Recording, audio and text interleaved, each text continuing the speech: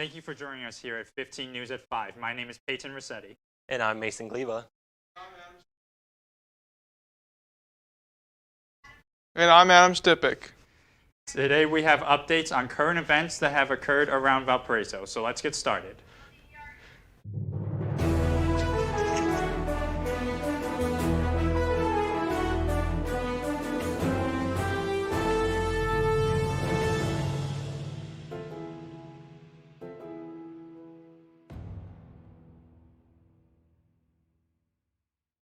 The captains have met, and this year's theme for Songfest has been announced. The theme for this year is Dancing with the Beacons, a play on the popular TV show Dancing with the Stars. The afternoon of dancing and celebration is set for April 19th in the Arc from 1 to 3 p.m. Admission is free for the event. 11 fraternity and sorority organizations are competing this year, along with other organizations on campus. Some of the notable team themes this year are 90s Night, Boy Bands, Oscars Night, and Britney Spears. This year's theme has a similar feel to some of the Songfests of the past, where organizations got to pick a musical artist of their choice as their theme. Logistics and Experience Coordinator on the Beacons Traditions Committee for the University Programming Council, Bryn Bensing, says that UPC and the team captains look forward to bringing a bunch of new things this year and are excited for Songfest. For more Songfest updates as we get closer to April 19th, follow Valpo UPC on Instagram for updates. Best of luck to everybody competing in the event, and VUTV looks forward to covering the event again this year. On Wednesday, February 14th, the Career and Alumni Network held an etiquette class from 6 to 7:30 p.m. This event was held in the ballrooms in the Har Union. A 3-course meal was served: salad, chicken bruschetta with roasted vegetables, and red velvet cake. The speakers for this event was Patricia Cook, with topics including appropriate dinner conversations, basic table settings, how to adjust your etiquette in different settings, different dress codes, and much more. Some final advice that was given was to develop a growth mindset, holding yourself accountable to learning, take pride in every task, big or small, surrounding yourself with high performers, have a curious and positive attitude, and find mentors who are knowledgeable in something you want to know, and who look, speak, walk, talk, and think differently than you. Now let's turn it over to Adam Stipik to hear more about the weather temperatures coming our way.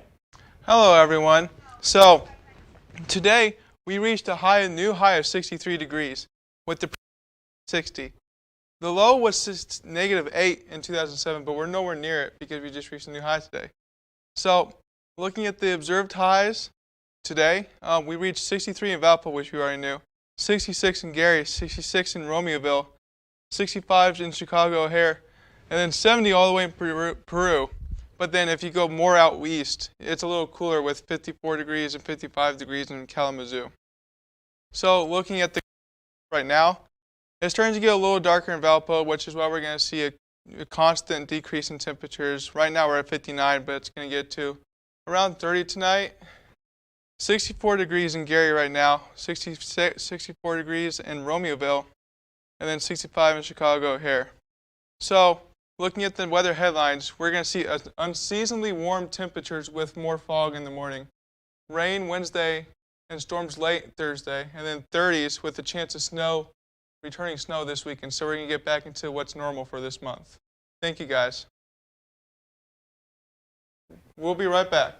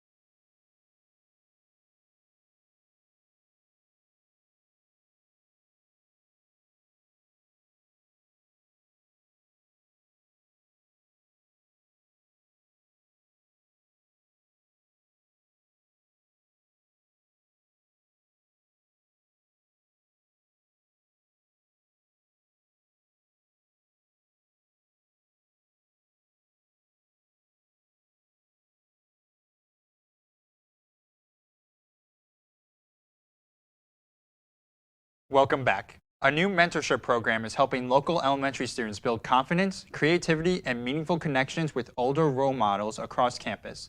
This week marked the first official meetup between student mentors and their little buddies, and organizers say it's already making an impact. After a 2-hour training and team building session last Wednesday, mentors were excited to finally meet or reunite with their assigned little buddies during the program's kickoff session. 2 buses arrived carrying children from kindergarten through 5th grade, each ready to spend the afternoon with their mentors. The session began with attendance, bathroom breaks, and snack time before mentors were given conversations, prompts designed to help break the ice and build trust. The goal of the program is simple but impactful. Mentors serve as positive role models by encouraging, asking thoughtful questions, and supporting their little buddies both socially and emotionally. The day also included an educational presentation from the Black Student Organization, which highlighted a famous artist and explored themes of cultural diversity and creativity. Afterwards, mentors and organization members guided their children through a hands-on craft activity inspired by the artist's work, allowing students to express themselves in a fun and accessible way. Once the artwork was complete, the group gathered for photos to celebrate their creations before walking toward to the chapel, where parents picked up their children. Organizers say this is just the beginning, with many more sessions planned to strengthen friendship and fostering mentorship throughout the semester. Program leaders hope the experience not only benefits the younger students, but also helps mentors grow as leaders in their community. The Asian American Pacific Islander Coalition, or AAPIC, is hosting a Lunar New Year celebration on February 20th in the Har Union Ballrooms at 5 p.m. According to the Chinese zodiac calendar, 2026 is the year of the horse. Lunar New Year is a 15-day celebration that focuses on the time for family reunions, honoring ancestors, and welcoming spring into the new year. The festival as a whole focuses on leaving behind bad luck, inviting good fortune, and celebrating with feasts, red decorations, and fireworks, commonly known as the Spring Festival. It is strongly important for people to gain strength in family bonds and welcome in the new year. Hosted by the American Pacific Islander Coalition, there will be a number of live performances, a variety of opportunities to learn more about the holiday, and several food options, including egg rolls, pot stickers, lau mein, and more. All are welcome to attend. However, RSVPing is highly encouraged. You can scan the RSVP by scanning the QR code on the screen now or by visiting AAPIC's Instagram page at aapic.valpo. Guests are free to wear whatever they desire, but formal clothing is highly encouraged. During the past week, Campus Recreation hosted a ping pong and foosball tournament in the Bell and Beacon. The tournament was set up in a single elimination style bracket, with the winner taking home a $20 gift card. There were 6 competitors that entered the foosball tournament, with the winner being Aiden Cook. Congratulations, Aiden.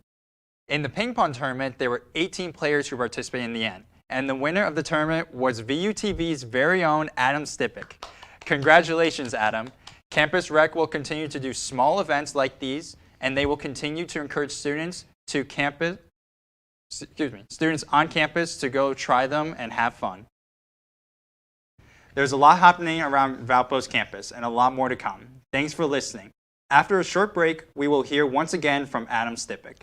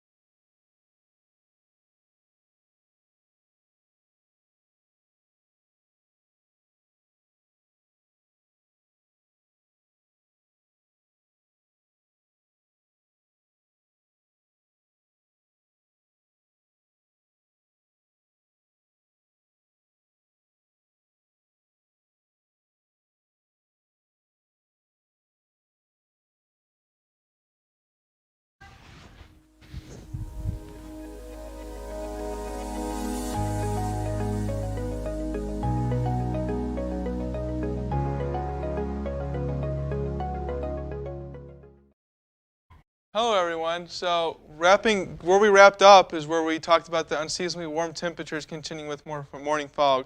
Rain Wednesday, and then big storms possibly Thursday. And then 30s with the chance of snow returning this weekend. We're getting back into the actual February winter. So, today, the high is 63. That broke a previous record set 20 years ago of 60. The low was -8 only a year later, but as you can see, we're nowhere near it today.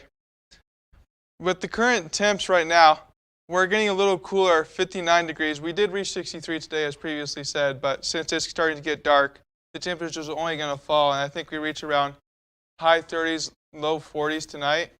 In other areas right now, it's 64 in Gary, 65 in Chicago O'Hare, 64 in Romeoville, and then all the way out in Rockford is 61. And then the farther east you go, I'm going to get off a little screen here. Goshen, it's 54. Coldwater, it's 52. And then Kalamazoo, it's 52.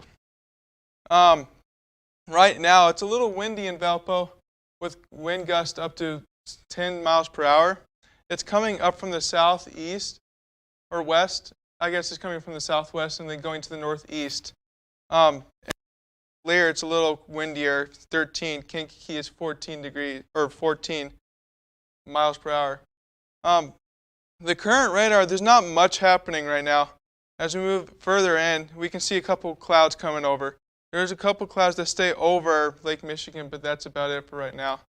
And then if we move into the future temps, it's going to get a little cooler tonight, and then cloud cover as we go until tomorrow, which won't be as fun today. And then moving further into Tuesday, we can start to see some showers develop, especially out west here in Illinois.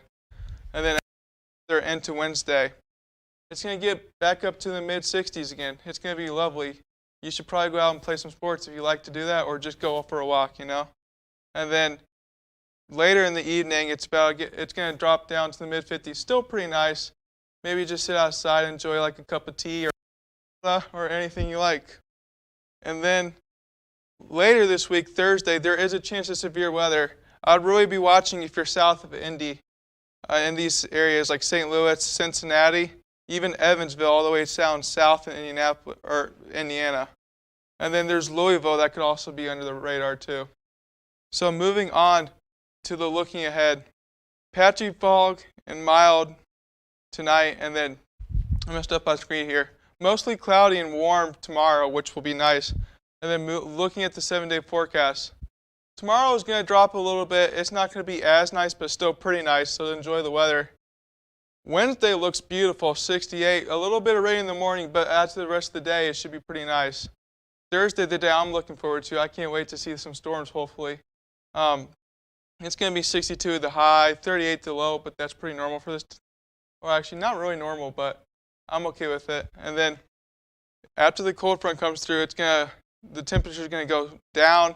And then by the start of next week, we could possibly be seeing some snow, which is normal for this time of year. So I guess we get what we get. Thank you, guys. Thanks, Adam. I'm just going to say that 68 degrees, if we can pop that back up on the screen, looks glorious. We're going to ignore what's going to happen next weekend, but I'll take near 70 degrees after some morning showers. Exactly. I know for a fact, as a weather enthusiast myself, I'm going to be sipping my tea watching that thunderstorm. I promise you that. Adam, that was a great suggestion. That was a great suggestion. Definitely Wednesday night, we're going to be sipping some tea in the mid-50s. We'll be right back after this short break.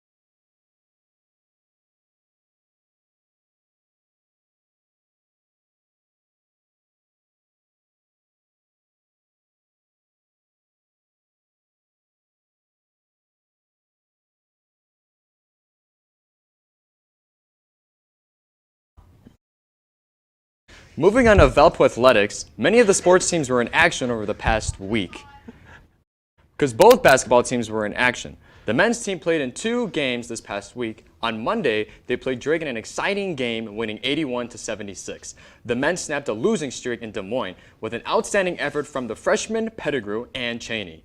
On Thursday, the men faced Illinois State but ended up falling 86-64, with Pettigrew having a great game still, putting up a double-double for Valpo on Sunday. The Beacons played in a gold-out game against Indiana State.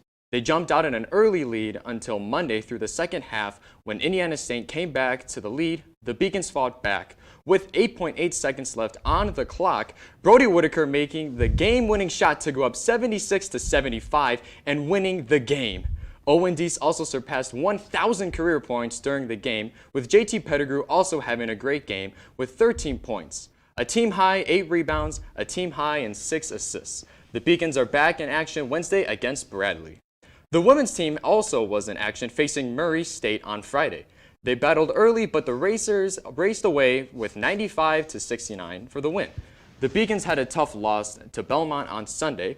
The Bruins started off with an early lead, scoring 19 points in the first 7 minutes. Valpo struggled to respond throughout the entire game, falling to 0-26 on the season with a score of 77-37. The returns to the court on Thursday at Drake. The baseball team played their opening games on Friday. They had an unfortunate start to the season, taking the lead back late against Gardner-Webb, but ultimately losing the game 7-6 in the second game. The Beacons got off to a slow start and struggled to get the runs back, losing 7-3 in the second game of the series. Saturday concluded the series with versing against Gardner-Webb and Valpo getting the 11-10 victory with a great effort from Case Sullivan, putting up 1 run, 2 hits, and 4 RBIs, with the baseball team plays their next game at Wofford on the 20th. The softball team continued their season at the Skyhawk Invitational with games against UT Martin and St. Louis. The Beacons got off to a slow start in both games, which sadly led to losses, but both games were close until the end with scores of 4-7 against UT Martin and 7-9 against St. Louis. The softball team will be next in action on the 20th in the Rebel Classic. Good luck to all Vopor sports teams in action this week. Not too bad. Men's basketball team highlight of the weekend, as they honestly kind of have been all year. Sorry, guys. The women's team, come on. Let's get a win, please. It's really looking kind of grim. Hey, I still have a feeling, though. They can definitely come back because I believe in our team. We got this, guys. There we go. I believe, too. We got this. I'm with you. I'm going to be at the next game. I'm going to be cheering my heart out. All my energy, man. All my energy. After another break, we will hear once again from our campus recreation ping pong tournament champion, Adam Stipik, with a last look at your 7-day forecast.